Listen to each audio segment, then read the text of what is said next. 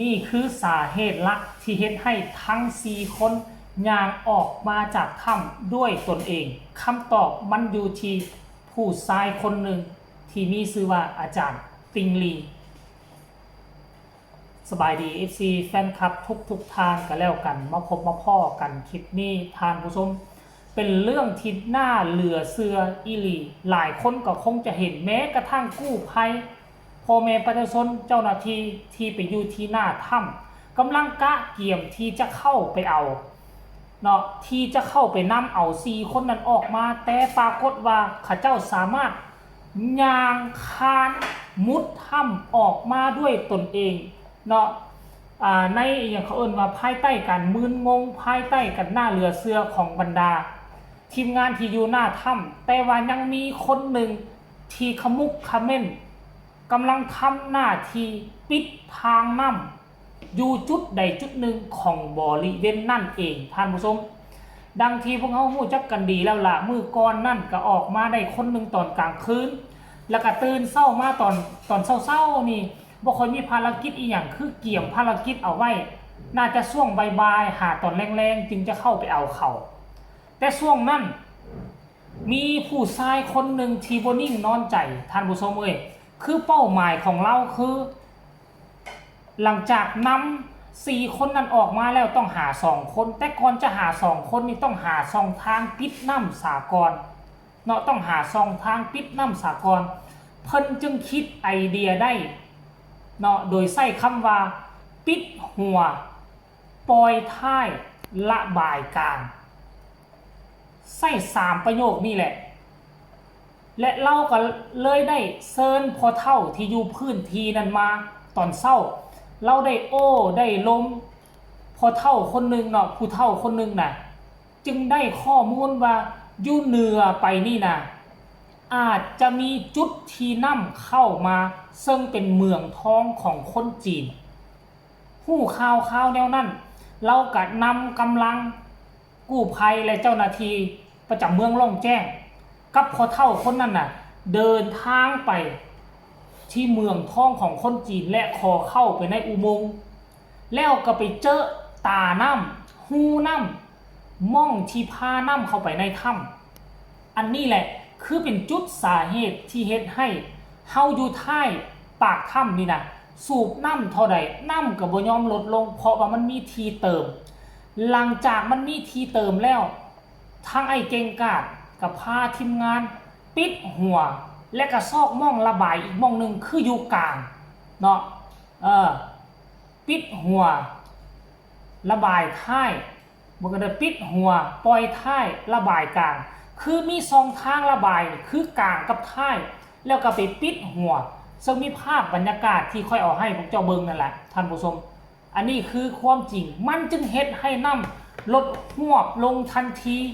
เฮ็ดให้4คนนั่นเห็นน้ำลงแล้วตัว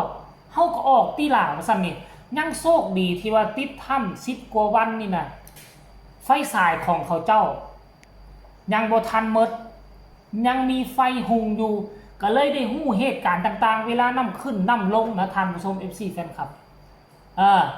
รายละเอียดให้ทุกคนไปชมคลิปนี้พร้อมๆกันสักก่อนคลิปวินาทีไอ้เก่งกาจกับทีมงานกับพอเท่าคนนั้นเดินทางออกจากถ้ำลงเข้าไปมุ่งหน้าไปที่สถานที่เอิ้นว่าต้นน้ำเป็นสถานที่บ่อทองคำของพี่น้องชาวจีนไปชมคลิปนี้แล้วจังมาพ้อกันในช่วงต่อไปก็ขอบพระคุณทางท่านเจ้าแขวงนะครับท่านทางการภาครัฐของทางการสปป.ลาวนะครับที่ได้นำเสนอขอตัดถนนตัดเส้นทางขึ้นไปพื้นที่หน้าถ้ำนะครับแล้วก็ให้ทำอ่างเก็บน้ำนะครับนี่คือสภาพที่ท่านตัดมาแล้วนะครับถือว่าไวมากตั้งแต่ขอปุ๊บให้ปั๊บเลยนะครับอ่างเก็บน้ำก็ใหญ่มากนะครับดูเส้นทางขึ้นเขาเนี่ยคือถือว่าทำได้ดีนะครับในเวลาอันสั้นถือว่าโอเคมากครับขอบคุณมากนะครับขอบคุณมากครับ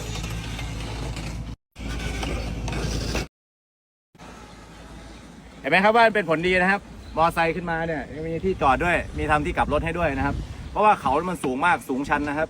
เส้นทางลำเลียงที่ขอไปเนี่ยเพราะว่าเพื่อสนับสนุนทางการแพทย์ฉุกเฉินกรณีที่นำทั้ง5 คนติดในถ้ำเนี่ยเอาออกมาแล้วปุ๊บนะครับ ทำการตรวจประเมินเสร็จเรียบร้อยเพื่อการส่งต่อไปรักษายังโรงพยาบาลเส้นทางก็สะดวกสบายการรักษาพยาบาลก็รวดเร็วขึ้นนะครับถือว่าโอเคมากนะครับตอบสนองนะครับทุกอย่างโอเค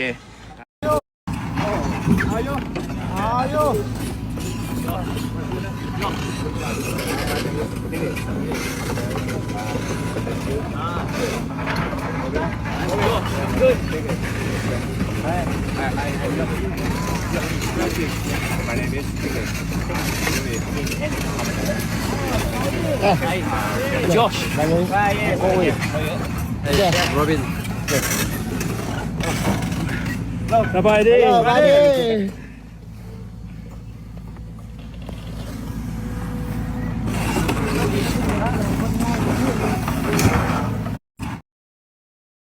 อันนี้นี่คือภาพวิดีโอหลักฐานเนาะ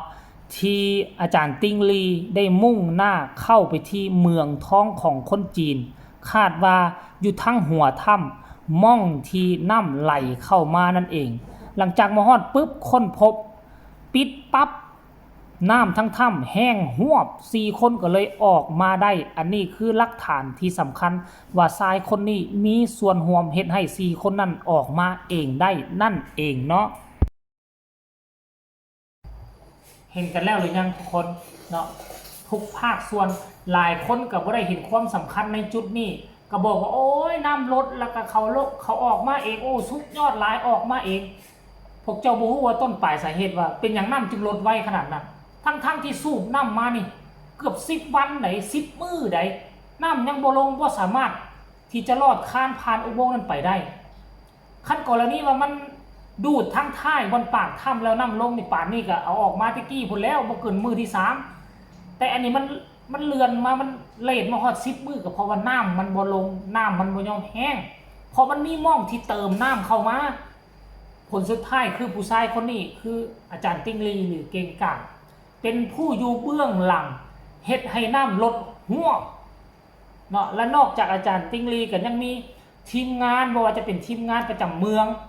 ของเมืองล่องแจ้งแล้วก็มีผู้เฒ่าชาวบ้านเป็นผู้ให้เบาะแสและเป็นผู้พาไปแล้วก็ต้องขอขอบใจทั้งเมืองท้องทั้งของคนจีนอยู่ทั้งข้างหันอยู่เขตหัวถ้ำนั่นที่เขาเจ้าเปิดให้เข้าบ่เข้าบ่ได้เด้มีพนักงานประจำเมืองไปเด้มีพนักงานประจำเมืองไปแล้วต้องได้เปิดให้เข้าเพราะมันซวยชีวิตคนเข้าไปสำรวจกฎกาไปเจอม่องที่น้ำเข้าอีหลี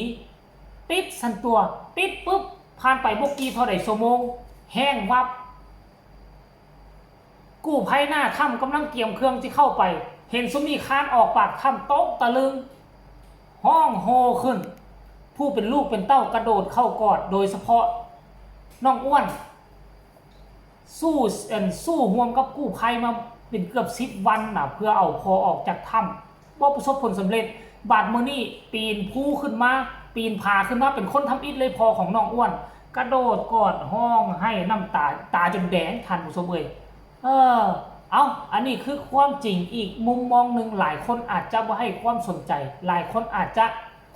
มองข้ามมองกายซึ่งค่อยก็เห็นจุดนี้แล้วเอามานำเสนอก็หวังว่าจะถึกอกถึกใจ FC แฟนคลับทางลาวและก็ไทย